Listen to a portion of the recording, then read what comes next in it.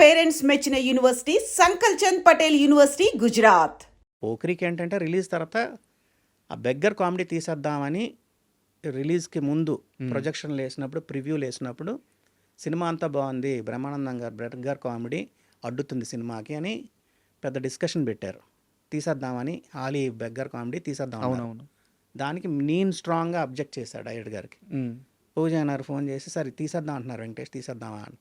లేదు సార్ ఉంచండి సార్, మరీ లేకపోతే మరీ హెవీ ఫీలింగ్ వస్తుంది, కామెడీ టోన్ డౌన్ చేస్తుంది సినిమా అని.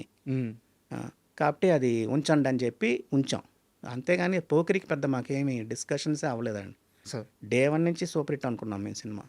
ఎందుకు సార్ పోకిరి మాత్రమే ఎందుకు అంత స్పెషల్ మీ దృష్టిలో? అంటే 75 సంవత్సరాల సినిమా రికార్డును అప్పుడు బద్దలు కొట్టిన సినిమా. యాక్చువల్గా చెప్పాలంటే పోకిరి, ఇడియట్ కొంచెం ప్యారల్గా దగ్గర ఉన్న సినిమాలండి. దాంట్లో పోకిరిలో, దీంట్లో ఇడియట్లో కూడా హీరో వచ్చి ఇది ఇతను ఇన్ఫార్మర్, దీంట్లో పోలీస్ ఆఫీసర్. కొంచెం క్యారెక్టరైజేషన్ అలాగే రెండు సినిమా కటింగ్ ప్యాటర్న్లు రెండు సినిమాకి ఒకలా ఉంటాయి. ఇడియట్ టు పోకిరి, అమ్మా నాన్న తమిళ మిగతా సినిమాలు వేరేగా ఉంటాయి. హీరో తెలిసి చేస్తూ ఉంటాడు. అందుకు మేము ఎలా కట్ చేసామంటే ఎవరైనా క్వశ్చన్ వేయక ముందే ఆన్సర్ వస్తూ ఉంటుంది హీరో దగ్గర నుంచి. ఆ టైమింగ్ పెట్టాం మేము. ఇడియట్లో కూడా అలాగే ఉంటుంది, పోకిరికి కూడా అలాగే ఉంటుంది. ఫస్ట్ నార్మల్గా ఎడిట్ చేసేసాం. హీరో ఏంటంటే తెలిసి చేస్తున్నాడు సినిమాలో. సార్ అతను ఇలా అడిగితే ఇలా మాట్లాడడానికి ప్రిపేర్ అయి ఉంటాడు అన్నిటికీ. తెలిసి చేస్తున్నాడు కాబట్టి ఎక్కడ ల్యాగ్ ఉండదు. హీరో క్వశ్చన్ వేయక ముందు ఆన్సర్ వస్తుంటుంది. ఓకే, ఆ ఫాస్ట్నెస్ అక్కడ నుంచి తీసుకున్నాం. నువ్వు నాకు నచ్చావంటే నాకు కూడా అంటాడు అక్కడ హీరో. గ్యాప్ ఇడు, అది ఇంకా అతనికి కాలేటట్టు ఉంటుంది. ఆ టైమింగ్ పట్టుకున్నాం మేము పోకిరికి కానీ ఇడియట్కి కానీ అలా. Super sir. అయితే ఆంధ్ర వాళ్ళ విషయానికి వచ్చేలేకే సినిమా అయిపోయింది, పూరి జగన్నాథ్ గారు రష్ చూసుకున్నారు, మీతో మాట్లాడారు, కానీ ఆ సినిమాని ఎట్టి పరిస్థితుల్లో బతికించుకోవాలని చాలా తాపత్రయపడ్డారంట ఆయన. ఏం లేదండి, మా ఆంధ్ర వాళ్ళ నాకు పర్సనల్గా నచ్చలేదు. నేను చెప్పాను ఆయనకి, అండర్ ప్రొడక్షన్లోనే చెప్పా, నాకు నచ్చలేదు అంటే ఎందుకు అని అన్నాడు. యంగ్ క్యారెక్టర్ బాగుంది సార్, ఆ ఓల్డ్ క్యారెక్టర్ చాలా చిన్న అబ్బాయిలా ఉన్నాడండి ఎన్టీఆర్. ఆ యంగ్ క్యారెక్టర్ని, ఏజ్డ్ క్యారెక్టర్ని చూడలేకపోతున్నామండి, డైజెస్ట్ చేసుకోలేకపోతున్నాం. ఆ గెటప్ కానీ అది కొంచెం మిస్ఫైర్ అవుద్దేమో అని అనుకున్నాం. దానివల్ల ఆడిందా దానివల్ల ఆడలేదా నాకు తెలియదు కానీ, బట్ మేమైతే అంత ఆయన సినిమాల్లో గ్రేట్ ఫిల్మ్ కాదనేది నా పర్సనల్ ఒపీనియన్. అది చెప్పాం, ఫ్రాంక్గా చెప్తాం. అలా ఇవన్నీ చెప్తామండి. ఆయన ఏం పాజిటివ్గా తీసుకున్నారు. ఎక్కడ అయ్యో ఇలాగన్నాడు వెంకటేష్ అని ఎప్పుడు ఆయన ఫీల్ అవ్వలేదు. సార్ ఇండస్ట్రీలో మీ దాకా వచ్చిందో లేదో నాకు తెలియదు, కానీ నా దాకా వచ్చింది కాబట్టి అడుగుతున్నాను. నేను తప్పు అయితే కరెక్ట్ చేసుకుంటాను. పూరి జగన్నాథ్ గారితో మీకు గ్యాప్ రావడానికి కారణం ఫైనాన్షియల్ ఇష్యూ సార్? అంటే చెప్పకూడదు, ఒక అంతకు అదే అదేనా? అంటే ఫస్ట్ ఫిల్మ్ నుంచి అదే పేమెంట్ ఇస్తున్నారు. పోకిరికి సార్ అదే పేమెంట్ ఇస్తే ఎలాగండి, కొంచెం పెంచండి. అన్నీ ఆయన ఓన్ ప్రొడక్షన్ అనమాట. బయట చిన్న సినిమాలకి నేను ఎక్కువ తీసుకుంటున్నాను, పెద్ద సినిమాకి కూడా నేను దానికంటే తక్కువ తీసుకుంటే బాగుండదని అడిగాం. ఆయన హర్ట్ అయ్యాడు అన్నట్టు అన్నారండి. అది నాకు కరెక్ట్గా తెలియదు, నేను అనుకోవడం ఇది. అలా అంటే కొంతమంది టీం మారాం పోకిరి దేశముద్ర తర్వాత. అవును, ఫైనాన్షియల్ మ్యాటర్ అంటే అంతే అయ్యి ఉండొచ్చు, అదే అయ్యి ఉండొచ్చు నాకు తెలుసు. సార్ ఇది జస్ట్ కనుక్కోవడానికి నాకు ఆయనకి నాకు ఇప్పుడు ఈ రోజుకి ఆయన ఎక్కడైనా చూస్తే మాట్లాడతారు. ఏ డైరెక్టర్ అయినా మాతోటి బాగానే ఉంటారు. వాళ్ళు సినిమా ఇస్తేనే మంచి, సినిమా ఇవ్వకపోతే మంచి అనేం కాదు సార్. అయితే మీరు పోకిరి సినిమాకి ఎడిటర్ కాబట్టి ఈ మధ్యకాలంలో పూరి జగన్నాథ్ గారు మాట్లాడుతూ పోకిరిలాగా లేదు అంటున్నారు. పోకిరిలో ఏముందని చెప్పి నేను 2 సార్లు సినిమా చేసుకొని చూశాను, నాకేం కొత్తగా అనిపించలేదు, నేను తీసే సినిమాలు బాగానే తీస్తున్నాను, ఎందుకు ఆడట్లేదో తెలియట్లేదు అని ఒక స్టేట్మెంట్ ఇచ్చారు ఆయన.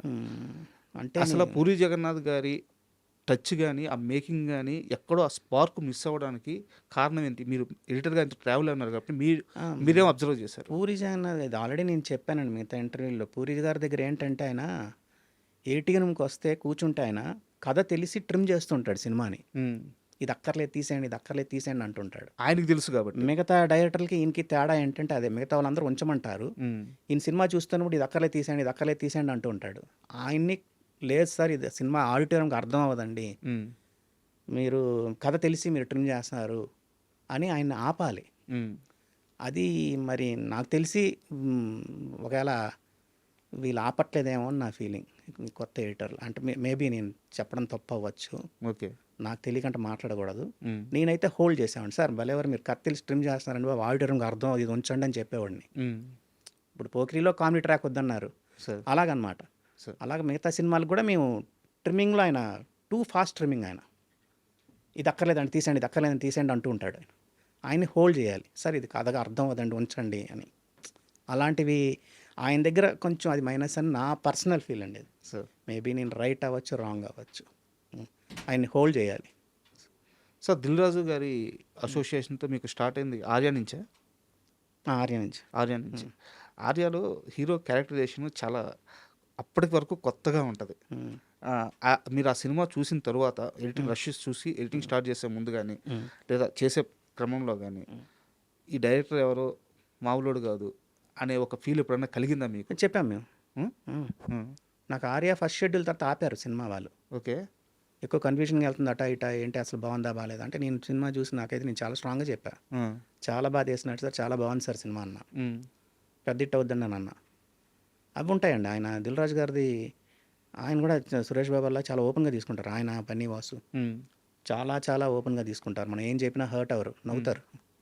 ఎందుకు అని అంటారు, కూర్చోబెడతారు, మాట్లాడతారు, డిస్కస్ చేస్తారు, అవి ఉంటాయి. ఆర్యాకి మేము డే వన్నే అన్నాం, సినిమా చూసిన తర్వాత చాలా బాగా అనిపించింది నాకు, సార్ చాలా మోడర్న్గా అనిపించింది.